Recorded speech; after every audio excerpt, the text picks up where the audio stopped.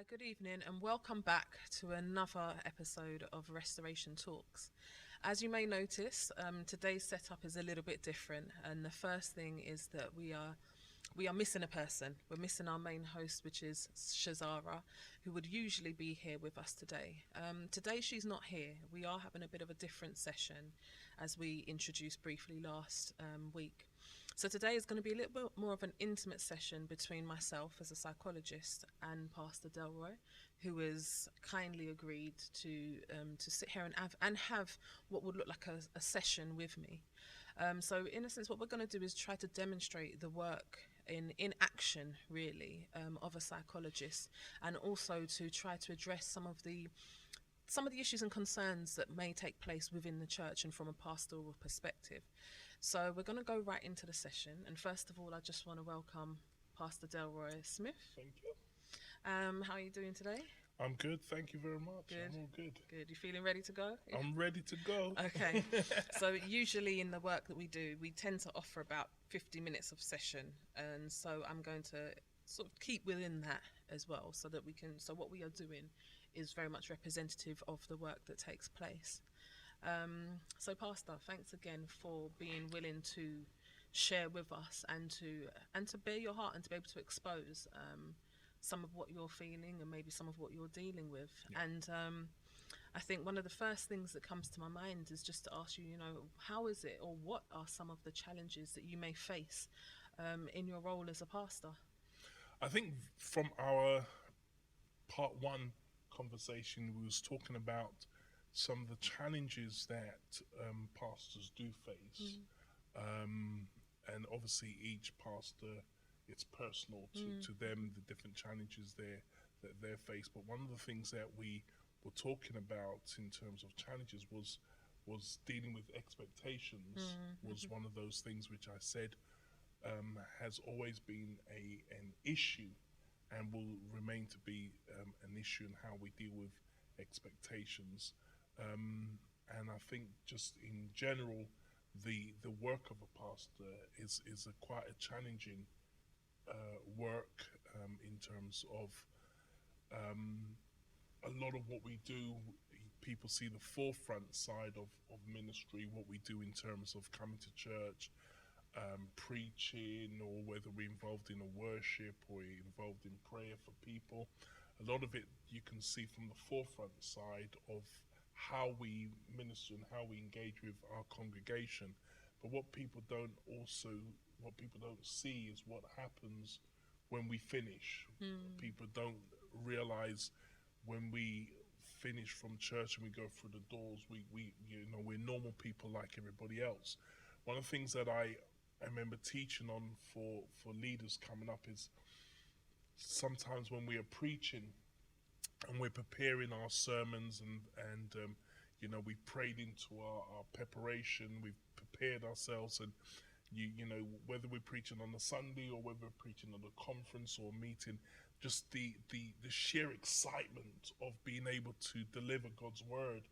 And I've seen this, and I've spoken to a lot of pastors, and I'm sure a lot of people that identify with me, is that you minister the word of God, and there is such, especially when there's a really strong anointing, people who's come, they've received Christ, they've received breakthrough, they've received deliverance, and you're on such a high.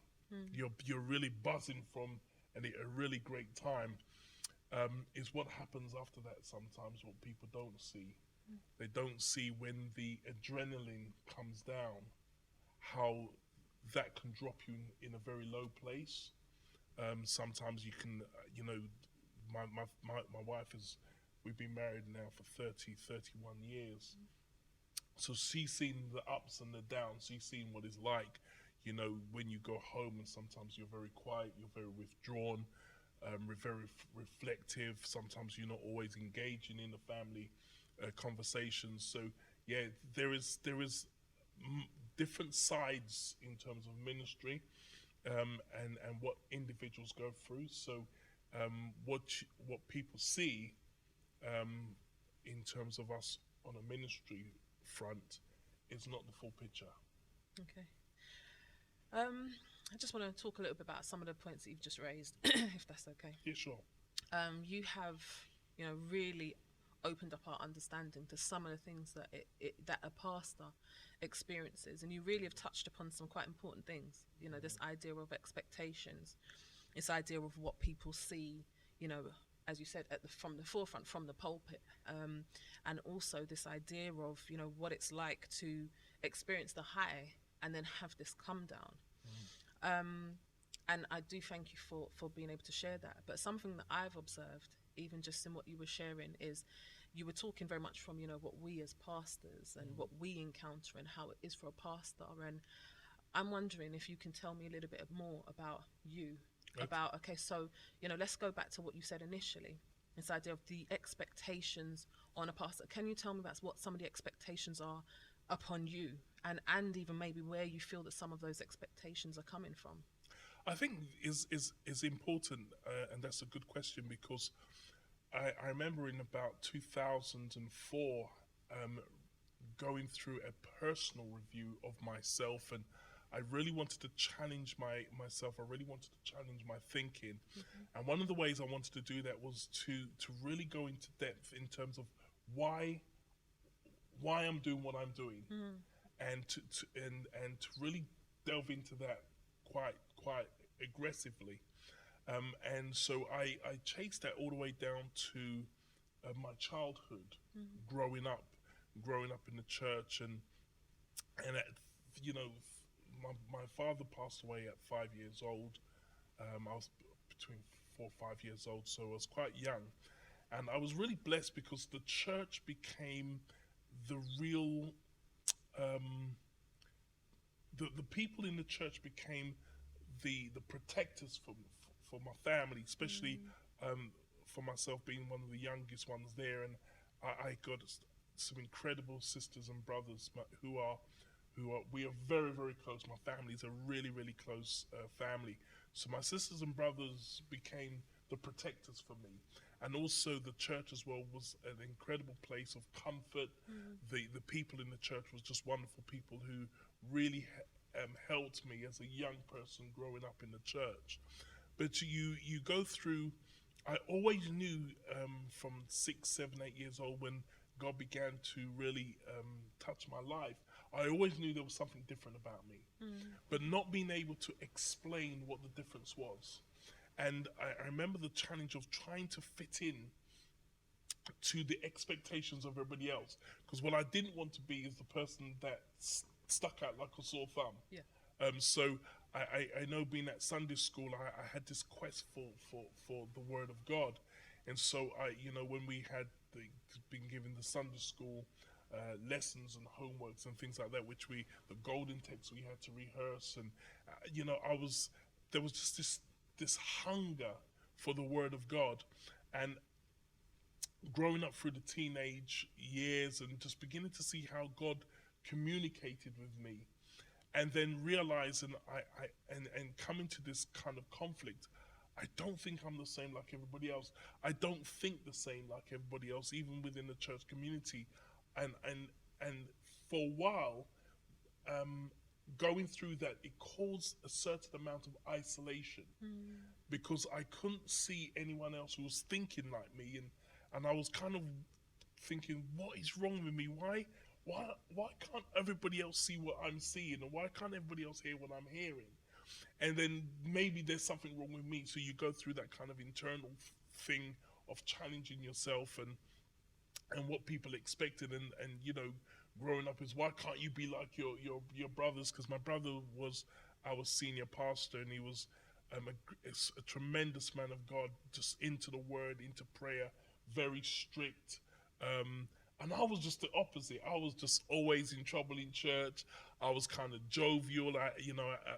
Myself and my other brother, we were very jovial in church. It's not that we didn't love God. We loved God, but we just had different ways of expressing it. And so within one family, we saw a generational difference. And so when that expectation is, why can't you be like your older brother? It was just like, I can't, because he's Jamaican, I'm British. And so there was there was a difference. So what I tend to do was I found myself withdrawing a lot. And then with the expectations, you should be doing this and you should be doing this, and this is how you should preach, this is how you should minister, and the different expectations that that was put upon me, and also expectations for myself, I found in 2004 coming to a conflict, because now I'm a pastor, and the question is, why am I a pastor? Yeah. Yeah. And what caused me to become a pastor? And sometimes, and in that journey, I was trying to discover, am I doing what I'm doing because people said you will never be a pastor, or you will never be this, and you're not as good as this person, you're not like that person, and you should be this. And sometimes, to prove people wrong, you go on this quest to say, I'm going to prove everybody that this is, and then now I'm ending up as a pastor. Is this really what my call is? And so you question those kind of things, and also in terms of when you look at pastors, there's things which you can study from a Bible school, but then when you're actually put into the situation itself, and now you are a leader and you're leading people, the responsibility that comes with it, then you kind of look and just say, and I think I mentioned this in our part one, is that when you have tremendous mentors and people who you've ministered under their leadership, and you see how great they are, and then you look at yourself and you look at your inadequacies, the expectations does really get to you. And then when we started, I remember at a Bible school, I put a board up and I said to the people, what do you expect from your pastor? And we filled up the board with all the different things which people expect. They expect you to be really good preachers. They expect you to be a good teacher. You've got to be a good listener. You've got to be a good counselor. You've got to be good in music. And all these expectations. And when I looked at that, and I think I can tick off a few, then you look at that and you feel so inadequate, and that has a way of manifesting itself in different ways. And so in my own personal life, that was a big challenge, dealing with the expectations of why I came into ministry, the expectations what other people put upon me, and what people expect as a leader. We expect you to be on this particular level. We expect a certain standard from you, and you can constantly are driving towards that goal, and sometimes it takes a little while for the penny to drop to realize some of the goals are not achievable. It's good to head towards it, but it's not achievable, and so I've had to learn how to take some of the pressure off in terms of for myself, and also for those around me. Okay. If we just go back a little bit over some of what you've said. So I'm hearing that, throughout your life, there have been several points where you've questioned yourself as to, what it is you're doing and why you're doing what you're doing, which we know is essential for us to do, to just keep check, that we are on target with life, and that we do feel like our lives are taking the right direction. But what I've also heard, you've said the word expectation a lot, and I know that was the question that I asked you. But there's a few things that I just want to go back into a little bit more. So here you are as this young boy, which is where we've gone back to, who has lost your father. And, you mentioned that you had siblings that were, really protective of you. Yeah. And you mentioned a church family that was very protective of you. But if we just go back to that situation for a little bit, so there is this, when we grow up, we don't expect our parents to die. We don't expect to be left in that situation. And as you quite rightly said, you've got these protective people that have expectations of you. You've got this church family that are now looking after you, and in a sense, I could possibly even say, providing that family support, perhaps trying to fill the gap of the father who is no longer with you.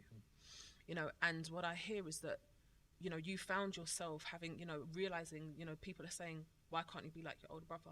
How comes you can't do this? So you've got all these expectations. Can we just go back there for a minute? Sure. And can you just tell me a little bit more? What was that like for you? What was it like for you in, knowing that I haven't got this dad around anymore? I've got these people that have expectations of me, but I perhaps don't even know what to expect from myself, because the person that I would perhaps I find that identity in is no longer here for me to find that in. So what did that period look like for you? And I think that's that's thank you for the question, because that's a really important thing, because at around about 15 years old, that became a real turmoil for me, and that was a turning point. 15, 16 years old, and I see that as a kind of a pattern that I've seen with a lot with young men. Because I found that growing up in the church, when most of the brothers hit around that age, they weren't coming back to church. Yeah. Because you're trying to find some kind of a role model, some kind of you're searching for your identity on who you are. And I know I went through that personal challenge of trying to find who I am, and having that void of not having my father there.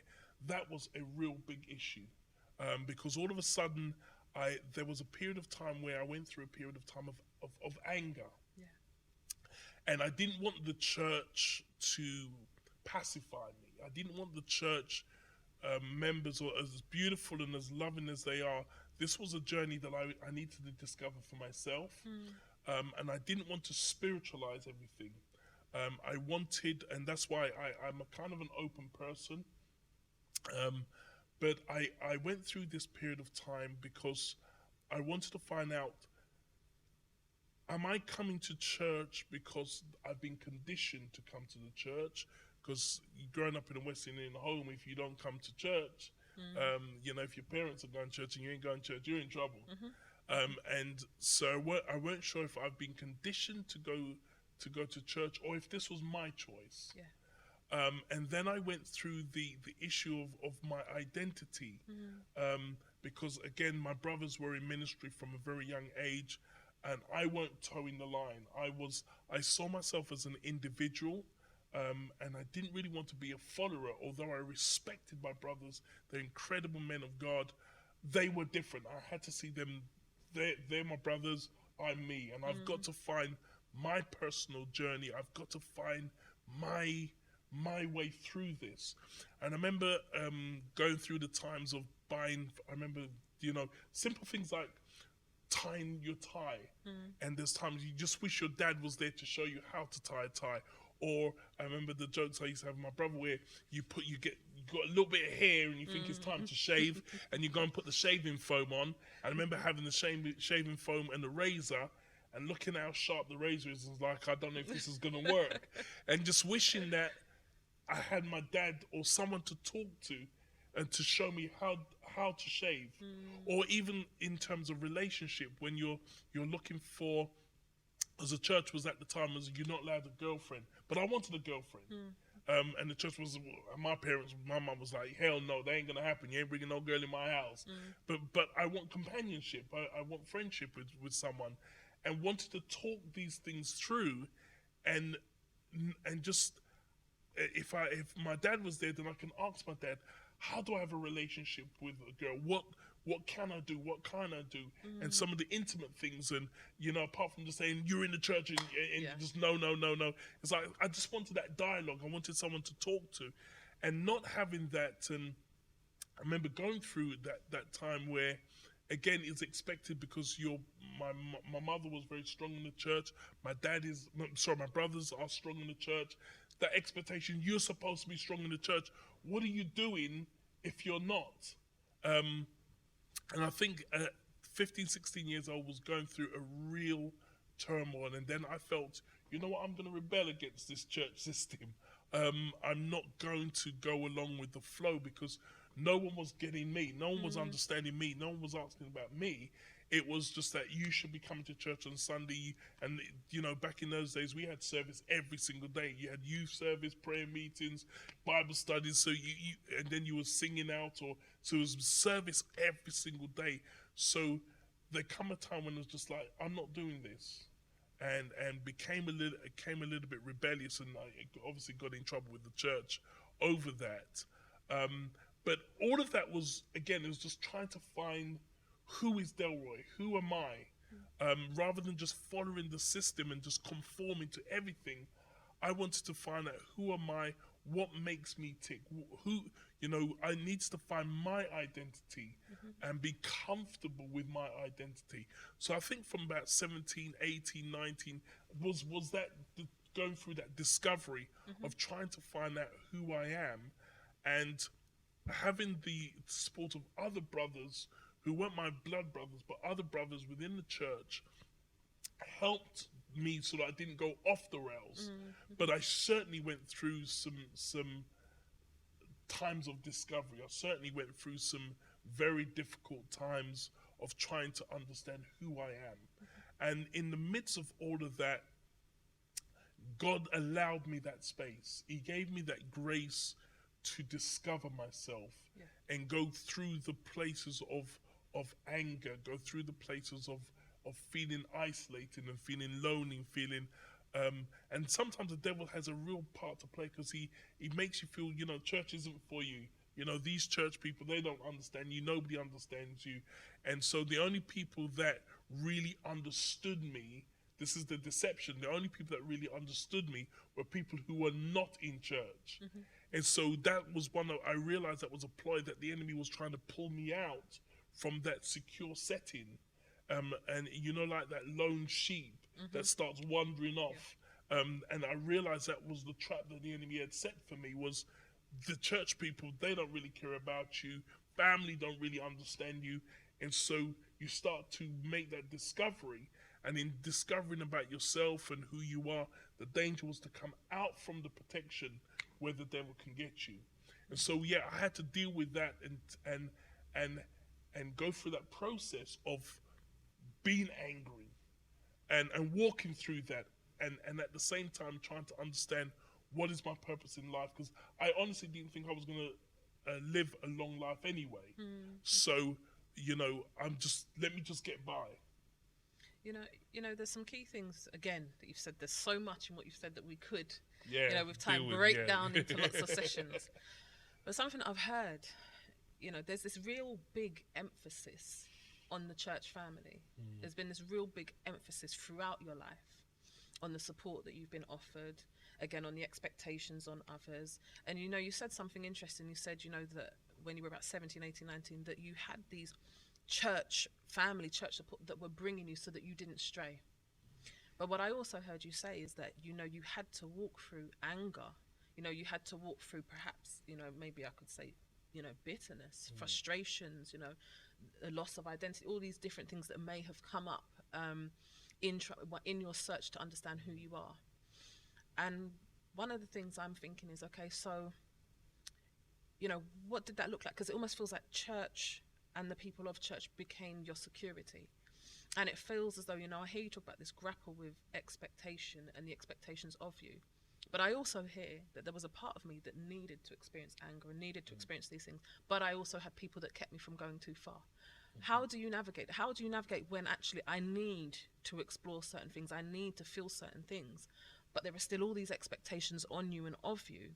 And everybody is still from the same arena. They're all still from the church, and they're all still these people that are your family and are trying to bring you back into God and trying to bring you back into that identity, when there is this big part of you that's perhaps struggling and saying, I really don't know where to locate my identity. I don't know how to deal with these issues.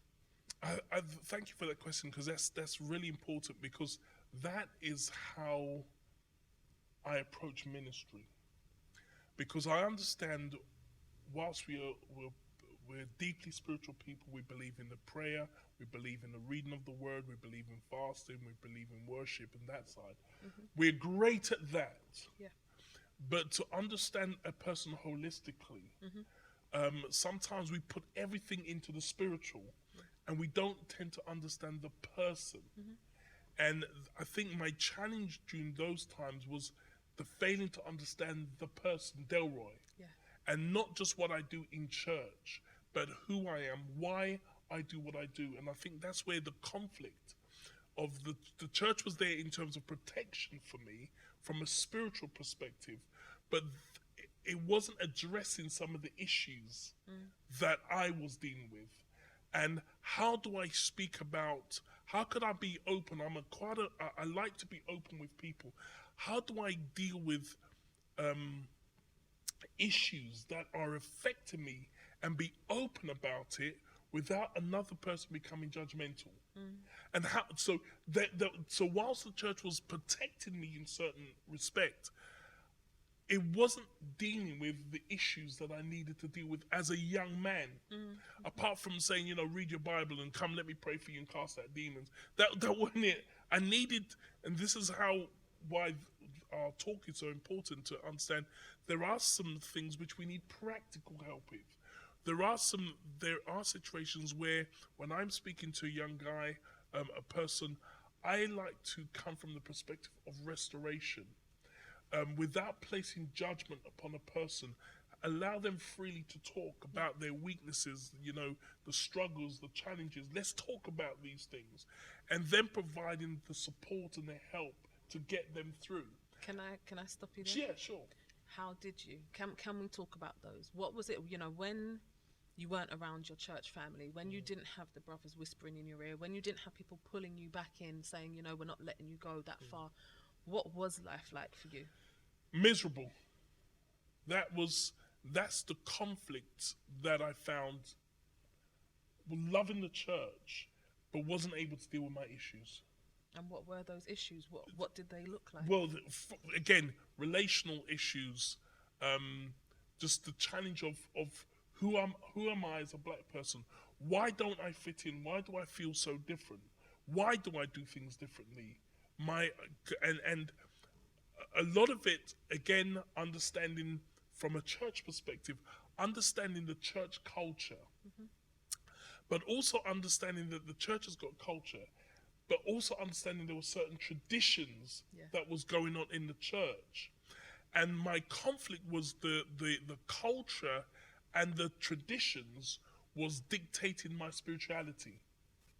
And so I was having a conflict in terms of, I don't agree with this culture. I don't agree necessarily with some of the traditions. I have issues with some of these traditions because I'm in Britain, but it just feels like, if this is church, how do I introduce my friends to this kind of a church settings? For example, women had to wear hats, can't wear jewelry, can't wear.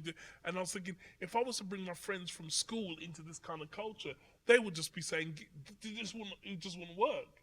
And so I had some issues in terms of culture. I had some issues in terms of traditions, which was clashing with me. And I just couldn't wrap my head around it. So that's why a lot of the times I isolated, because I'm thinking, I'm the one with the problem. The church is fine, everybody else is fine, but I was thinking, is there anybody else who's challenged with this? And again, why are these 17-year-olds, people I grew up in church with, why do they all leave church at 16, 17? What's going on? And nobody, I didn't feel was asking the right questions. And so for myself, it was just like, well, who am I to ask them questions? Let me sit down quietly and just deal with it. And I think that's where, for a good period of time, though I was attending church, I couldn't connect. I couldn't engage. And it seems as though the world was an attractive place to be, but at the same time, I didn't want to be in the world. And so I went through this conflict of absolutely loving God. I don't want to be in the world, but also the church is not acceptant. There's certain traditions and cultures which I'm clashing with, and I feel that the traditions and culture was being forced upon me as this is spirituality. And so going through, and I had another young minister who was in my church, and going to him and talking to him and trying to, could you explain this to me? And sometimes in asking questions, I was seen as a kind of like a troublemaker, but it wasn't. I wasn't trying to cause trouble. I wasn't trying to disrespect the church. It's just I couldn't understand, and this was causing an internal conflict with me, trying to fit in. And that was another area I really struggled with expectations, is me trying to fit in and trying to force myself to fit in and weren't fitting in. And so that, in the church, they used to say, why? What's wrong with Delroy? He's always so extra. That was the thing I kept hearing. Him so extra. Him so extra. And it wasn't that I was extra. It was just that this is me. This is who I am, and I had to learn how to be comfortable with being different. And I remember there was an apostle that we had from America, Apostle Waiters, and he said something in one of the service when he was prophesying over me. He said to me, "Young man, you're going to have to hurt, and you're going to have to hurt until you can't hurt anymore, Wow. and then you'll be ready for ministry." Wow. And so like Paul to Timothy, you have to endure hardness like a good soldier. All this I didn't realize was a setup of how God was setting me up to prepare me for what he wanted me to do. So that now I can minister to people who are different. I can be on a platform like this and talk about myself and talk about any issues and not really feel any way about it, where others will be saying, as a pastor, why would you volunteer yourself to go through something like that? But to me, it's not a big deal because it's a journey. And I feel that the people who I'm called to minister to, these are the kind of people who absolutely love God, but may have challenges in terms of how church has treated them. And just going back to that point what you've just said, about your journey. Yeah.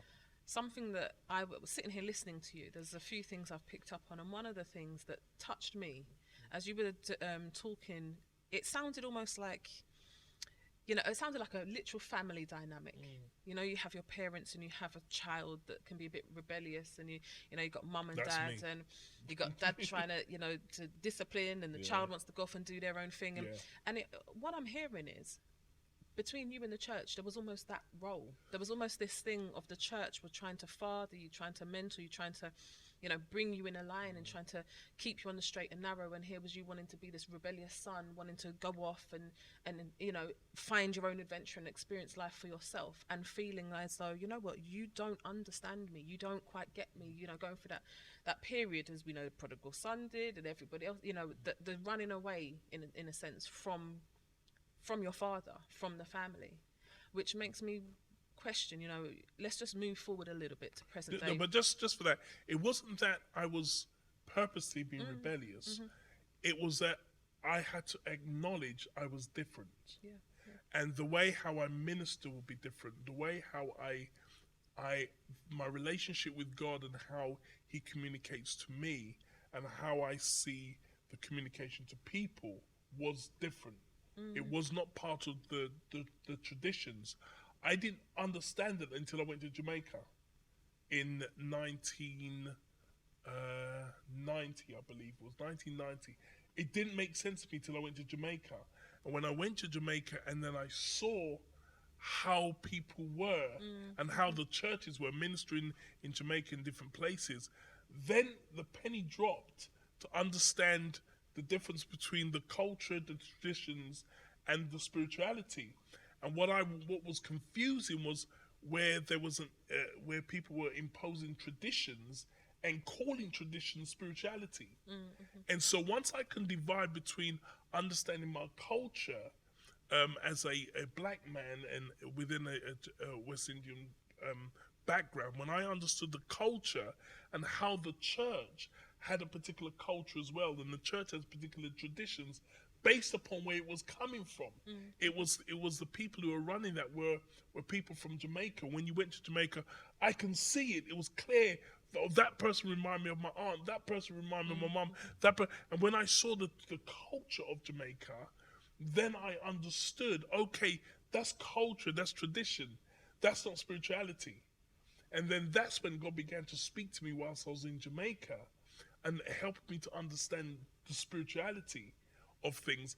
That created a complete new paradigm for me to move into and understand how God was then speaking to me and why I was having these internal conflicts.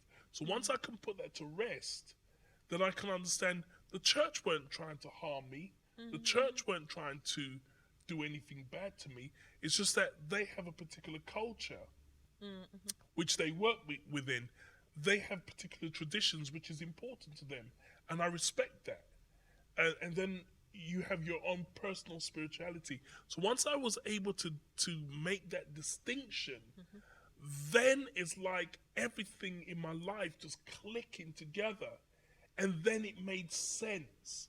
Then that peace can come, and then I was able to move forward. It just made, it's like when the light bulb switches on, and that was like that for when I was in Jamaica, to understand. Now I can understand why God designed me and made me the way I am, and why I think this way. And so, yeah, then I can understand and respect the beauties of how church is, and why each church has certain cultures and certain traditions. And so now, as a pastor, I try to foster that and try to include that there are people who are coming to us with different cultures, different traditions, and understanding our own personal spirituality. So I've embraced that, and now that's what I now bring to our ministry. But I think for me, I'm still trying to understand, how did all these learnings, all this understanding about God and spirituality, how did that, turn into what we see today? How did that turn into, so we now have this person who went on his own journey as a young man, trying to find his identity, trying to understand himself from a predominantly church-based, upbringing, family, and so now, you said that you went through periods of time where there was this question of, who am I in this? And did you want to go down that route because of what you saw with the traditions and everything else? So, okay, God's revealed himself to you, and he's shown you spirituality. Now your understanding is different. I get that. But how do we go from just saying, okay, God, all right, I accept that, and I now understand who you are, and I understand what this church is about and how to do it.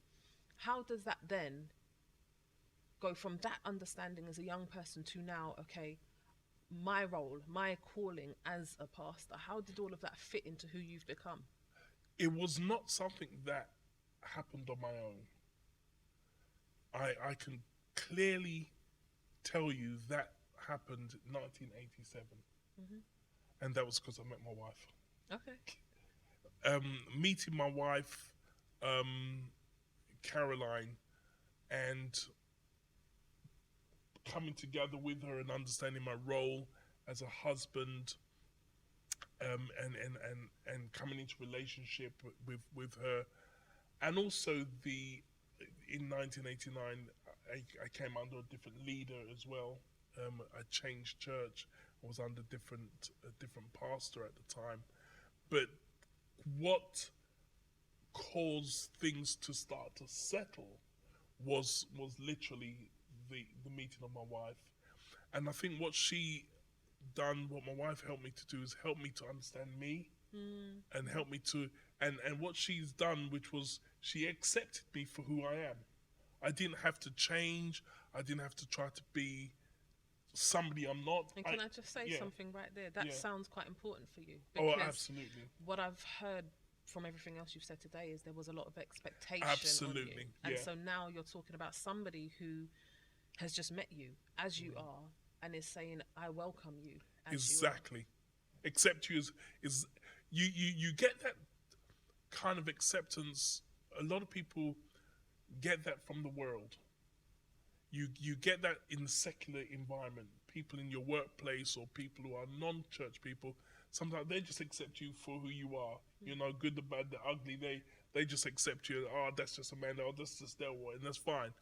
But I didn't have to go out into the world to find that. I found that from my wife. So would you say that there is less acceptance in the church than in the world? Definitely.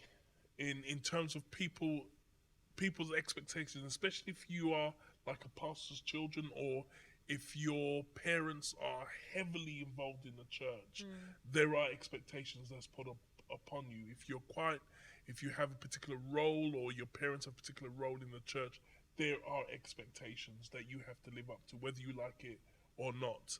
That's just the expectations. And that's why you do find with pastors' children and leaders' children such a struggle, because they don't really want to be in the church because of the expectations. That's my opinion, and that's me having conversations with them. I'm sure when you have a chance to speak to others, they may have the same kind of experience, or they may have different experiences. but you certainly find with leaders' children, there's always an issue with the church, and that's why I was very careful in terms of making sure raising my children they have that flexibility that we can talk and I can listen to them and remove that expectations that I expect you to follow in my footsteps. I expect you to do this. I expect you to be at church every single week. I remove that expectation and just help them to find their own pathway based upon my experience. So yes, it's it was a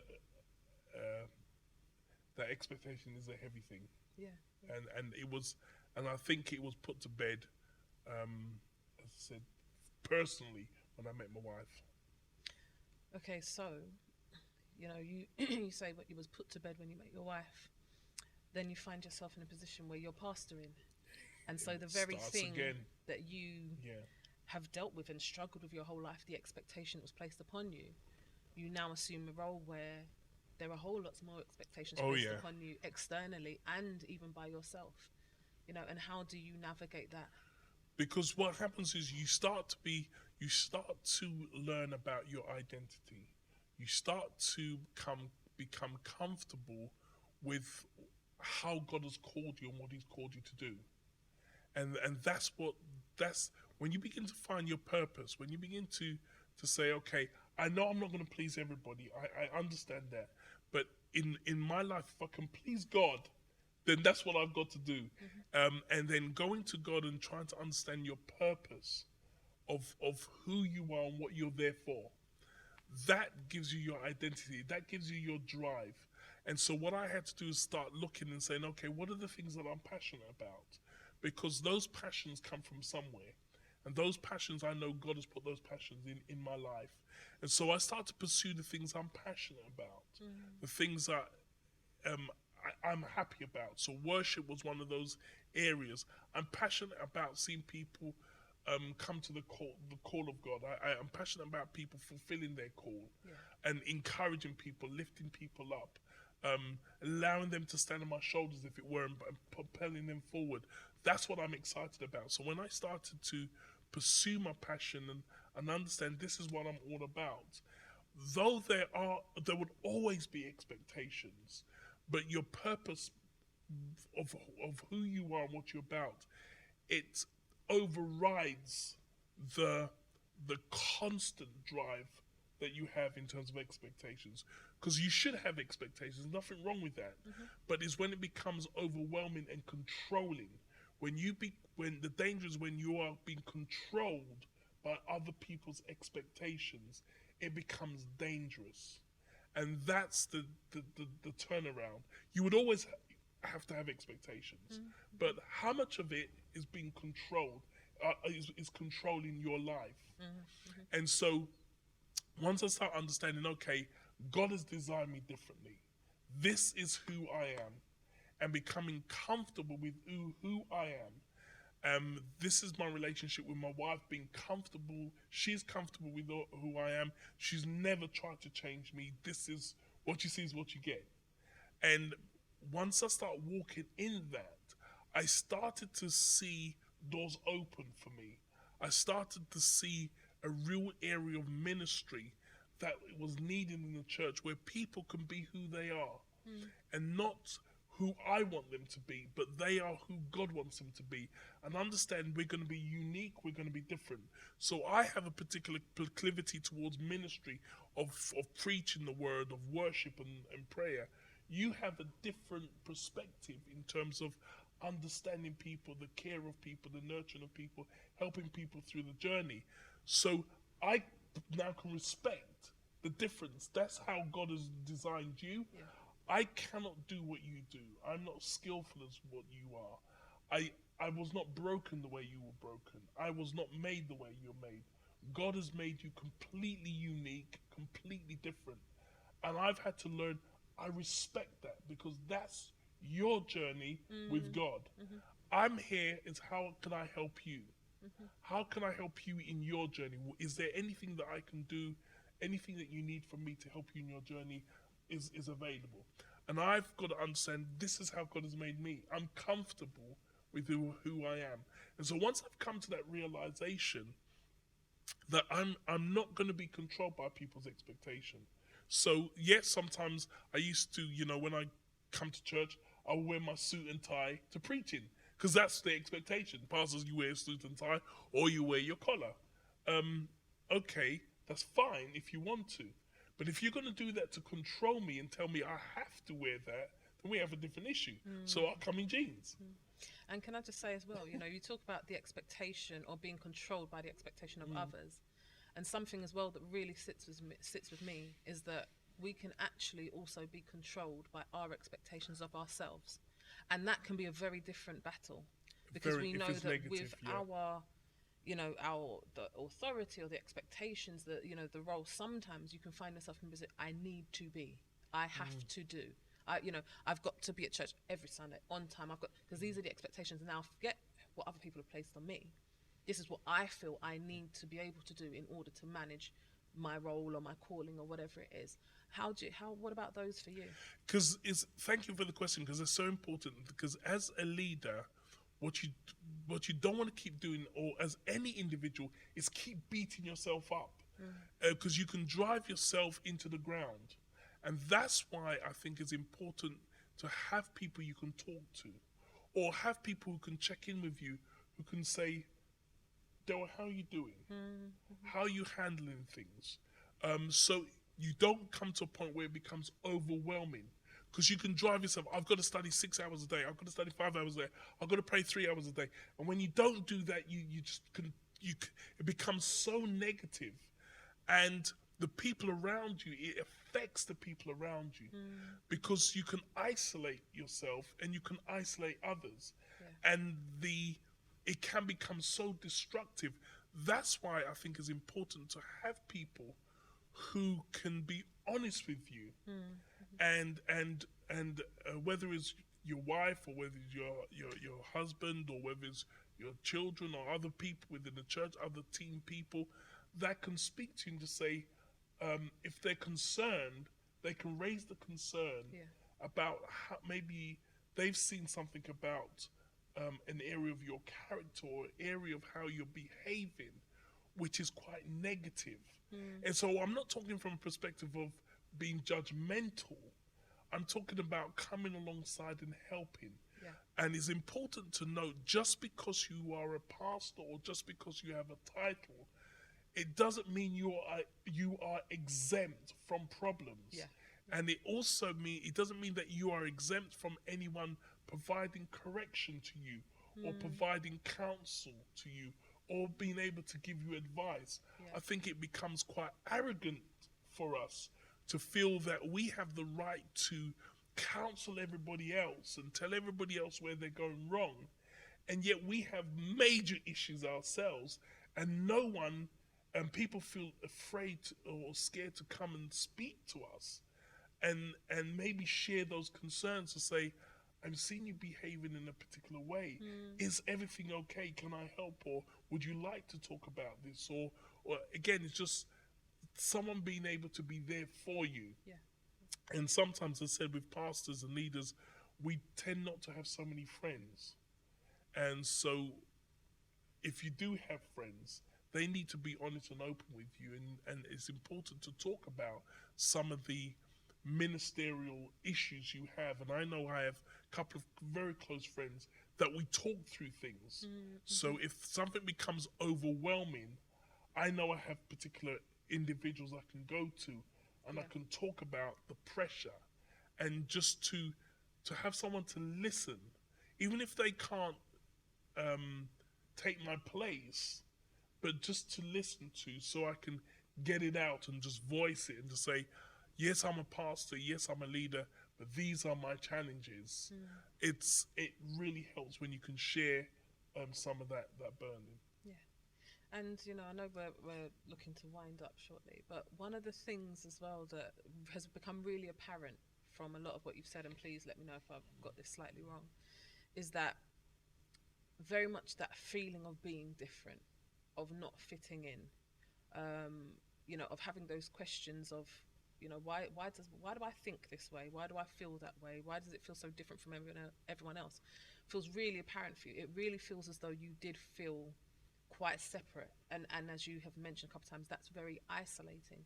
But it also feels as though that has been one of the key contributors to you having this journey and this particular role in your life right now. So this idea of being different, and I just wondered, as we're looking to, what does it mean for you to be different? How are you different, and how have you come to accept that difference that you feel that you are? I think that is an excellent question, and is one of the actual turning points, that how God can use what you seems to be your weakness, how God can use your weakness to become strength.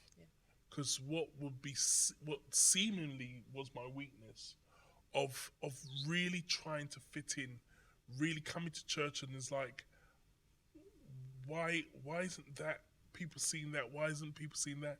And again, really internalizing some of the things, and just saying, you know what, I better shut, because it's me. I'm the weird one. I'm the one that's kind of not right here. To understanding that when you turn it around, that weakness becomes my strength. And one of the things of being an assistant pastor and being a pastor is to be able to see those details. And I realized that the very things which I considered to be weakness has become my strength. And understanding in terms of how I preach and how I minister prophetically, the things that I see, I can go into church, and the things that I can see, now people deem it to be quite a strong point. But it wasn't always that. And I think that's the incredible thing about God, and about the people he brings into our lives, and the people who he has allowed to come into my life, saw what would have been a negative, and has helped it to turn, and has harnessed it and turn it into a positive. So that's what I like. That's what's happened to me. Having a good leader that can look and say, you know what, because sometimes we can look and see problems in people, but we don't. We have to look beyond to seeing problems in people and see potential. And it takes a good leader to be able to look at people and say, you know what, there is actually potential here. There is something that we can work with, and how can we work with that and turn that negative into a positive? And that's what's happened to me. And my confidence in that now, my confidence in being different, has now helped me to help other people who, especially when we was doing the School of Prophets, where we had people who were coming and saying, I can hear God speaking to me, but and I can see things, and in the church I feel like I'm weird, and people look at me as weird, and now I can encourage those people to say, no, you're not. This is how God has made you, and this is a purpose for why you're like this, and to help to redeem that, so it doesn't become something that crushes someone. It now comes as something to help them to build from, and to push them forward. And all you need is for someone to say, no, you're not crazy. You're not. Let's have a look at this. Let's examine this. Let's talk about this, and then I can show you your strengths in this and turn it around. And so, because of what's happened to me in terms of the transition of going from a place of oh my God, I'm the odd one out, I'm the weird one, to a place where this is how God uses me, and it now brings him glory. And that transition and that change now is for me to help other people who maybe are at that place, who may be thinking, Pastor, I think different from everybody else. I see things differently. How God speaks to me is not like how I hear from the pulpit. God speaks to me through dreams. He speaks to me through visions. I see things, I hear things. I can come into a church and I can instantly see where people needs assistance. I can hear when people are talking, I can hear where I can help them. Then that's where I feel now I can become an ambassador to help those people. And so I'll just wrap it up by saying what I'm hearing is that the very thing that ostracized you, the very thing that could have potentially run you away, sent you, the furthest part away. We know that in the Psalms it talks about, if I make my bed in hell, if I go to the furthest part of sea, the very thing that could have driven you away became the very thing. Yes, you had to grapple with some things. There were some tensions that you had to grapple with, but it sounds as though that very thing of who am I, my identity, and that struggle with I don't fit in, became the very, very thing that drew you right to God, drew you closer, and helped you to locate your identity in Him. And also, what I'm hearing is that how you see yourself as somebody who helps to other people, helps to locate that within other people, that where there is that thing that would potentially drive them away and make them feel different, actually, guess what, there is an acceptance that you can find in yourself, there's an acceptance you can find in God. So what I'm hearing is actually the very thing that maybe perhaps you wanted to reject, and the very thing you felt maybe others rejected or wanted to change, you have found an acceptance for, because you found acceptance in God. Absolutely. So yeah, those hurdles, once you overcome those hurdles, then you find life's purpose begins to unfold more and more. Yeah. Thank you very much, and thank you all for tuning in this evening. I hope you found the session helpful. We have had to cut time. There were so many more areas we could have gone to in this, but for the sake of time, we've limited what we can say and where we can go with this. And thank you again, Pastor, for your openness and your honesty, and thank you all for tuning in. Until next time, take care. God bless you.